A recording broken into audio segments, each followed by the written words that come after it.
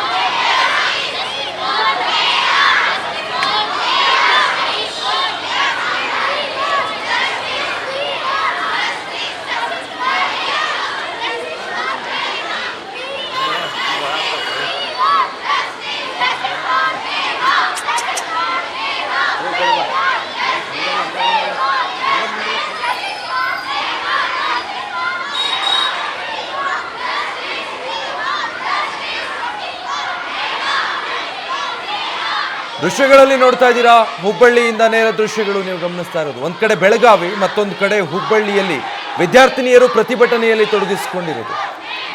ಹುಬ್ಬಳ್ಳಿಯ ಬಿವಿಬಿ ಕಾಲೇಜಿನಲ್ಲಿ ವಿದ್ಯಾರ್ಥಿನಿ ನೇಹಾ ಬರ್ಬರ ಹತ್ಯೆಯಾದ ಪ್ರಕರಣಕ್ಕೆ ಸಂಬಂಧಪಟ್ಟ ಹಾಗೆ ವಿದ್ಯಾರ್ಥಿನಿಯರು ಇವತ್ತು ರಸ್ತೆಗಿಳಿದು ಪ್ರತಿಭಟನೆ ಮಾಡೋದಕ್ಕೆ ಮುಂದಾಗಿದ್ದಾರೆ. ನ್ಯಾಯ ಬೇಕು, ವಿದ್ಯಾರ್ಥಿನಿ ನೇಹಾ ಹತ್ಯೆ ಕೇಸ್ನಲ್ಲಿ ನ್ಯಾಯ ಸಿಗಬೇಕು ಅಂತ ಹೇಳಿ, ವಿ ವಾಂಟ್ ಜಸ್ಟಿಸ್ ಅಂತ ವಿದ್ಯಾರ್ಥಿನಿಯರು ಇವತ್ತು ರಸ್ತೆಗಿಳಿದು ಪ್ರತಿಭಟಿಸುವುದರ ಮೂಲಕ ರಾಜ್ಯ ಸರ್ಕಾರದ ವಿರುದ್ಧ ಆಕ್ರೋಶ ವ್ಯಕ್ತಪಡಿಸಿದ್ದಾರೆ. ಈ ಪ್ರಕರಣದಲ್ಲಿ ಯಾವುದೋ ರೀತಿಯಾದಂತಹ ಹೇಳಿಕೆಗಳನ್ನು ನೀಡೋದು ಅಥವಾ ಇನ್ನಷ್ಟು ರಾಜಕೀಯಗೊಳಿಸೋದು, ಇದ್ಯಾವುದನ್ನು ಮಾಡದೆ ಪ್ರಕರಣದ ದಿಕ್ಕು ತಪ್ಪದ ಹಾಗೆ ಆದಷ್ಟು ಬೇಗ ಇದರ ತನಿಖೆ ಆಗಬೇಕು. ವಿದ್ಯಾರ್ಥಿನಿ ನೇಹಾ ಆತ್ಮಕ್ಕೆ ಶಾಂತಿ ಸಿಗೋ ಹಾಗಾಗಬೇಕು. ಇನ್ನಷ್ಟು ವಿದ್ಯಾರ್ಥಿನಿಯರು ಯಾವುದೇ ಅಡ್ಡಿ ಆತಂಕಗಳಿಲ್ಲದ ಹಾಗೆ ಕಾಲೇಜಿಗೆ ಬಂದು ವಿದ್ಯಾಭ್ಯಾಸ ಮುಂದುವರಿಬೇಕು ಅಂದರೆ ಇಂಥ ಭಯದ ವಾತಾವರಣ ನಿರ್ಮಾಣ ಆದರೆ ಅದು ಸಾಧ್ಯ ಆಗೋದಿಲ್ಲ.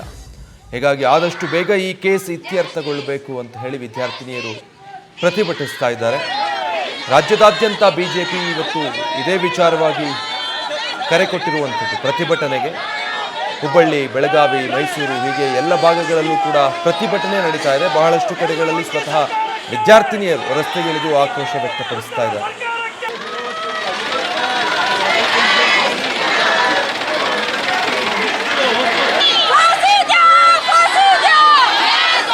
स्वामीजी बैठ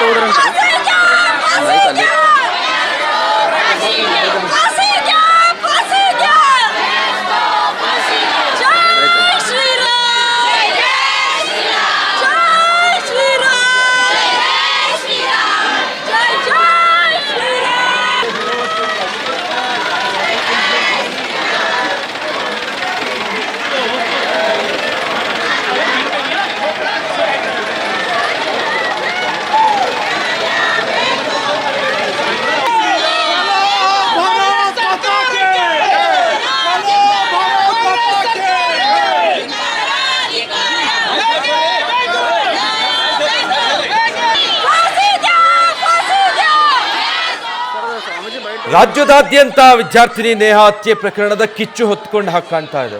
ನೋಡಿ, ಚುನಾವಣೆ ಇಷ್ಟು ಹತ್ತಿರದಲ್ಲಿರಬೇಕಾದ್ರೆ ಇಂಥ ಒಂದು ಪ್ರಕರಣ ಯಾವ ರೀತಿ ಪ್ರಭಾವ ಬೀರುತ್ತೆ ಅಂತ ಇಡೀ ರಾಜ್ಯವ್ಯಾಪಿ ಈ ಪ್ರಕರಣಕ್ಕೆ ಎಲ್ಲ ವರ್ಗಗಳಿಂದ ಜಾತ್ಯತೀತವಾಗಿ ಒಂದು ರೀತಿ ಆಕ್ರೋಶ ವ್ಯಕ್ತವಾಗ್ತಾ ಇರೋದು. ಮುಸ್ಲಿಂ ಸಮುದಾಯದಿಂದ ಕೂಡ ಇದನ್ನು ಪ್ರತಿಭಟಿಸಲಾಗ್ತಾ ಇದೆ. ನ್ಯಾಯ ಕೊಡಿಸಬೇಕು ಅಂತ ಹೇಳಿ ಮುಸ್ಲಿಂ ಸಮುದಾಯದಿಂದ ಕೂಡ ಇವತ್ತು ಅರ್ಧ ದಿನ ಧಾರವಾಡ ಬಂದ್ಗೆ ಕರೆ ಕೊಟ್ಟಿದೆ. ಅಂಜುಮಾನ್ ಸಂಸ್ಥೆ ವತಿಯಿಂದ ಪ್ರತಿಭಟನೆ ಮಾಡೋದಕ್ಕೆ ಮುಂದಾಗಿದ್ರು. ಮತ್ತೊಂದು ಕಡೆ ಹುಬ್ಬಳ್ಳಿಯಲ್ಲಿ ಸ್ವತಃ ವಿದ್ಯಾರ್ಥಿನಿಯರು ನೋಡಿ ಬುರ್ಖಾ ಧರಿಸಿ ರಸ್ತೆಗಿಳಿದು ವಿ ವಾಂಟ್ ಜಸ್ಟಿಸ್ ಅಂತ ವಿದ್ಯಾರ್ಥಿನಿ ನೇಹಾ ಪರವಾಗಿ ಈ ಪ್ರಕರಣದಲ್ಲಿ ನ್ಯಾಯ ಸಿಗಬೇಕು ಅಂತ ಹೇಳಿ ಪ್ರತಿಭಟಿಸ್ತಾ ಇದ್ದಾರೆ. ಮತ್ತೊಂದು ಕಡೆ ಬೆಳಗಾವಿಯಲ್ಲೂ ಕೂಡ ಅಷ್ಟೇ ವಿದ್ಯಾರ್ಥಿನಿಯರು ಜೈ ಶ್ರೀರಾಮ್ ಘೋಷಣೆಗಳನ್ನು ಕೂಗಿ ಈ ಪ್ರತಿಭಟನೆಯಲ್ಲಿ ಪಾಲ್ಗೊಂಡು ಅವರ ಆಕ್ರೋಶ ಹೊರಹಾಕ್ತಾ ಇದ್ದಾರೆ. ರಾಜ್ಯದ ಬೇರೆ ಬೇರೆ ಭಾಗಗಳಲ್ಲಿ ಈ ರೀತಿ ಸಂಘಟನೆಗಳು, ಸಂಘ ಸಂಸ್ಥೆಗಳು, ವಿದ್ಯಾರ್ಥಿಗಳು ರಸ್ತೆಗಿಳಿದು ಪ್ರತಿಭಟಿಸ್ತಾ ಇದ್ದಾರೆ. ಬಿಜೆಪಿ ಕೂಡ ಈ ಪ್ರತಿಭಟನೆಗೆ ಸಾಥ್ ಕೊಡ್ತಾ ಇದೆ. ಮೈಸೂರಿನಲ್ಲಿ ಖುದ್ದು ಬಿಜೆಪಿಯ ರಾಜ್ಯಾಧ್ಯಕ್ಷ BY ವಿಜಯೇಂದ್ರ ಇದರ ನೇತೃತ್ವವನ್ನು ವಹಿಸಿಕೊಂಡಿದ್ದಾರೆ. ಬಹಳ ಸೂಕ್ಷ್ಮವಾಗಿರುವಂಥ ಪ್ರಕರಣ, ಸೂಕ್ಷ್ಮವಾಗಿರುವಂಥ ಸಂದರ್ಭ. ಚುನಾವಣೆ ಎಷ್ಟು ಹತ್ತಿರದಲ್ಲಿರಬೇಕಾದ್ರೆ ಇಂಥದ್ದೊಂದು ಪ್ರಕರಣ ಯಾವ ಸ್ವರೂಪ ಬೇಕಾದರೂ ಪಡೆದುಕೊಂಡು ಬಿಡಬಹುದು. ಈಗಾಗಲೇ ಇನ್ನೇನು ಉಳಿದಿಲ್ಲ ಅನ್ನುವಷ್ಟರ ಮಟ್ಟಿಗೆ ಇದು ರಾಜಕೀಯ ಜಟಾಪಟಿಗೆ ವೇದಿಕೆ ಆಗಿದ್ದಂತೂ ಹೌದು. ಅದಕ್ಕೆ ಕಾರಣ ಆಗಿದ್ದು ಪ್ರಕರಣ ನಡೀತಾ ಇದ್ದ ಹಾಗೆ, ಅದರ ಮಾಹಿತಿ ಗೊತ್ತಾಗ್ತಿದ್ದ ಹಾಗೆಯೇ ಗೃಹ ಸಚಿವರು ನೀಡಿದಂಥ ಹೇಳಿಕೆ, ಅದಕ್ಕೆ ವ್ಯಾಪಕವಾದಂಥ ಖಂಡನೆ ವ್ಯಕ್ತವಾಗಿತ್ತು.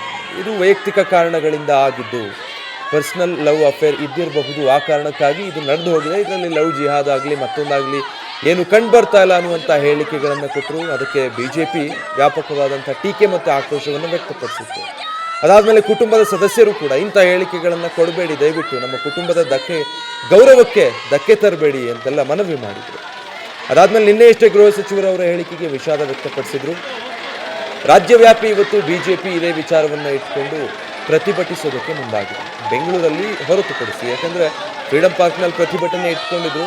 ಆದರೆ ಬೆಂಗಳೂರಿನ ಕ್ಷೇತ್ರಗಳಿಗೆ ಸಂಬಂಧಪಟ್ಟ ಹಾಗೆ ಪ್ರಚಾರಕ್ಕೆ ಅಂತ ಅಣ್ಣಾಮಲೈ ರಾಜ್ಯಕ್ಕೆ ಆಗಮಿಸಿರೋದ್ರಿಂದ ಬೆಂಗಳೂರಿನ ಹೊರತುಪಡಿಸಿ ಉಳಿದ ಎಲ್ಲ ಜಿಲ್ಲೆಗಳಲ್ಲೂ ಕೂಡ ಆಯಾ ನಾಯಕರ ನೇತೃತ್ವದಲ್ಲಿ BJP ಪ್ರತಿಭಟನೆಗೆ ಮುಂದಾಗ್ತಾ ಇದೆ.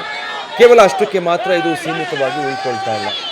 ಕಾಲೇಜಿನ ಆವರಣದೊಳಗೆ ಇಂಥದ್ದೊಂದು ಭೀಕರ ಘಟನೆ ನಡೆದು ಹೋಗಿರೋದು ಇಡೀ ವಿದ್ಯಾರ್ಥಿನಿ ವಲಯವನ್ನು ಸಂಪೂರ್ಣವಾಗಿ ಆತಂಕಕ್ಕೀಡಾಗುವ ಹಾಗೆ, ಆಘಾತಕ್ಕೀಡೋ ಹಾಗೆ ಮಾಡಿದೆ. ಆ ಕಾರಣಕ್ಕಾಗಿ ವಿದ್ಯಾರ್ಥಿ ಸಂಘಟನೆಗಳು ಎಲ್ಲರೂ ಕೂಡ ರಸ್ತೆಗಿಳಿದು ಪ್ರತಿಭಟಿಸ್ತಾ ಇದ್ದಾರೆ. ಸರ್ಕಾರಕ್ಕೆ ಈ ಪ್ರಕರಣದ ಪ್ರತಿಭಟನೆಯ ಬಿಸಿ ತಟ್ಟಿರೋ ಹಾಗೆ ಕಾಣ್ತಾ ಇದೆ. ಎಲ್ಲ ಭಾಗಗಳಲ್ಲಿ ಬಹುತೇಕ ಪ್ರತಿಭಟನೆ ಜೋರಾಗಿ ನಡೀತಾ ಇದೆ. ಹಿಂದೂ ಪರ ಸಂಘಟನೆಗಳಿರಬಹುದು, ಮುಸ್ಲಿಂ ಸಮುದಾಯದ ಸಂಘಟನೆಗಳು, ವಿದ್ಯಾರ್ಥಿ ಸಂಘಟನೆಗಳು, ಮತ್ತೊಂದು ಕಡೆ ವಿರೋಧ ಪಕ್ಷ BJPಯ ಪ್ರತಿಭಟನೆ ಎಲ್ಲ ಒಟ್ಟಾಗಿ ಸೇರಿ. ಡೀಟೇಲ್ಸ್ ಕೊಡ್ತಾರೆ ಶ್ರೀಕಾಂತ್ ಕುಪ್ಪಕಡ್ಡಿ, ಲೈವ್ನಲ್ಲಿ ಜಾಯ್ನ್ ಆಗ್ತಾ ಇದ್ದಾರೆ. ಶ್ರೀಕಾಂತ್, ಈಗ ವಿದ್ಯಾರ್ಥಿಗಳು ರಸ್ತೆಗಿಳಿದಿದ್ದಾರೆ, ಪ್ರತಿಭಟಿಸ್ತಾ ಇದ್ದಾರೆ. ಮತ್ತೊಂದು ಕಡೆ ರಾಜ್ಯ ಸರ್ಕಾರ ಪ್ರಕರಣವನ್ನು ಈಗಾಗಲೇ CIDಗೆ ಒಪ್ಪಿಸಿದೆ. ವಿದ್ಯಾರ್ಥಿಗಳು ಏನು ಆಗ್ರಹಿಸ್ತಾ ಇದ್ದಾರೆ?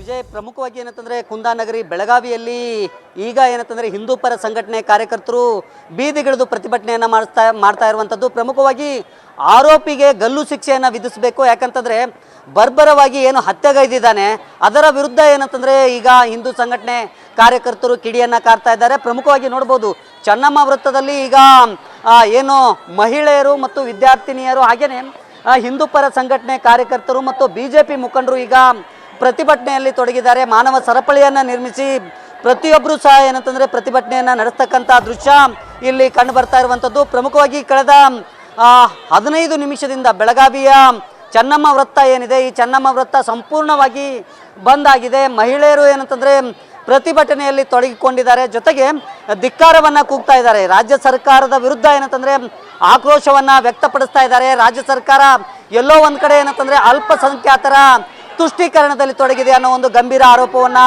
ಮಾಡ್ತಾ ಇರುವಂಥದ್ದು. ಈ ಕುರಿತು ಮಾತನಾಡಲಿಕ್ಕೆ ಪ್ರತಿಭಟನೆಯಲ್ಲಿ ಪಾಲ್ಗೊಂಡಿರುವಂಥ ಏನು ಮಾಜಿ ವಿಧಾನ ಪರಿಷತ್ ಸದಸ್ಯರಾಗಿರುವಂಥ ಮಹಂತೇಶ್ ಕೌಟ್ಕಿಮಠ ಇದ್ದಾರೆ. ಸರ್, ಈಗ ಏನು ಪ್ರತಿಭಟನೆ ಮಾಡ್ತಾ ಇದ್ದೀರಿ, ಏನು ನಿಮ್ಮ ಬೇಡಿಕೆ ಅಂತ? ನೇಹಾ ನಿರಂಜನ್ ಹಿರೇಮಠ ಅಂತಕ್ಕಂಥ ಒಬ್ಬ ವಿದ್ಯಾರ್ಥಿನಿ, ಅವಳ ಕೊಲೆ ಇಡೀ ಹಿಂದೂ ಸಮಾಜಕ್ಕೆ ಮಾಡಿರ್ತಕ್ಕಂಥ ಒಂದು ಅನ್ಯಾಯ.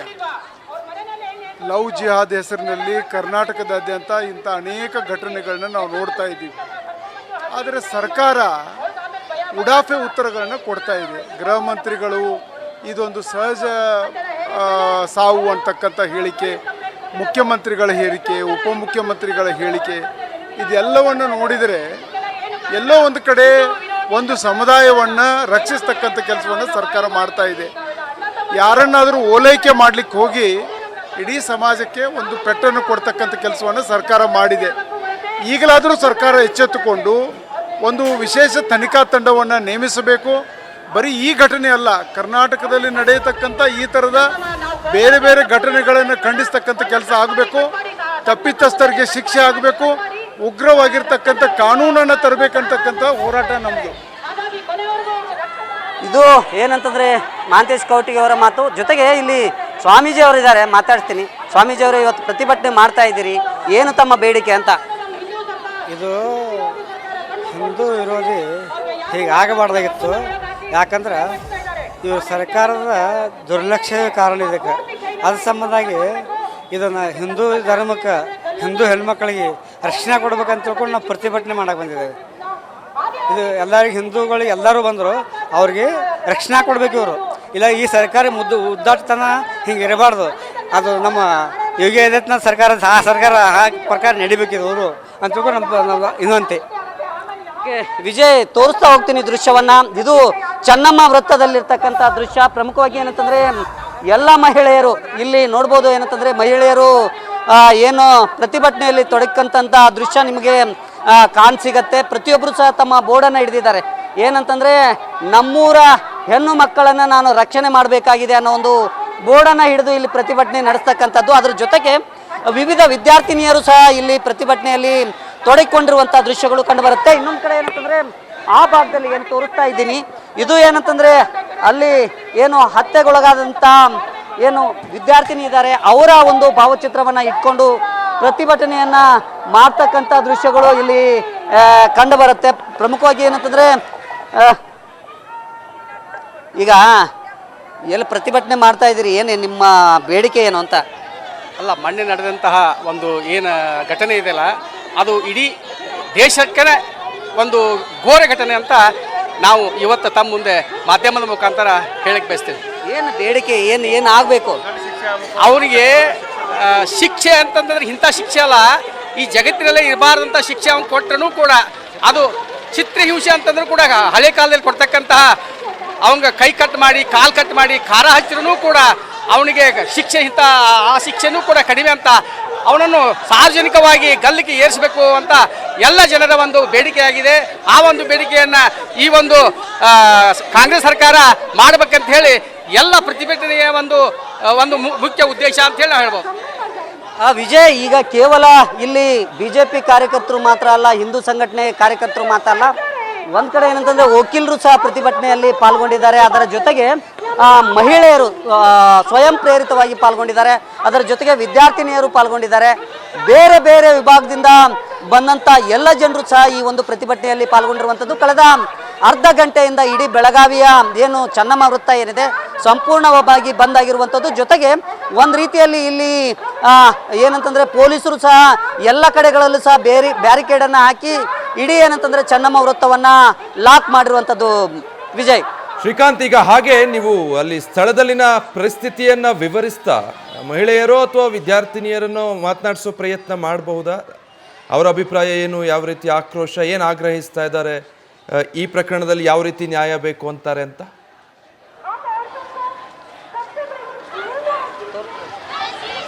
ಮೇ ಬಿ ಸಂಪರ್ಕ ಸಾಧ್ಯ ಆಗ್ತಾ ಇಲ್ಲ ಅನ್ಸುತ್ತೆ. ಸಾಕಷ್ಟು ಸಂಘಟನೆಗಳು ಬೇರೆ ಬೇರೆ ವರ್ಗಗಳಿಂದ ಎಲ್ಲರೂ ಒಟ್ಟಾಗಿ ಇವತ್ತು ಪ್ರತಿಭಟನೆ ಮಾಡ್ತಾ ಇದ್ದಾರೆ. ಹಿಂದೂ ಪರ ಸಂಘಟನೆಯವರಿದ್ದಾರೆ, ವಿದ್ಯಾರ್ಥಿನಿಯರಿದ್ದಾರೆ, ಮಹಿಳಾ ಸಂಘಟನೆಯವರಿದ್ದಾರೆ, ವಕೀಲರ ಸಂಘದಿಂದ ಪ್ರತಿಭಟನೆ ಮಾಡಲಾಗ್ತಾ ಇದೆ. ಇದರ ಜೊತೆಗೆ ಬಿಜೆಪಿ ಕೂಡ ಇವತ್ತು ಕರೆ ಕೊಟ್ಟಿದ್ದರಿಂದ ಬಿಜೆಪಿಯ ಕಾರ್ಯಕರ್ತರು ಕೂಡ ಇದ್ದಾರೆ.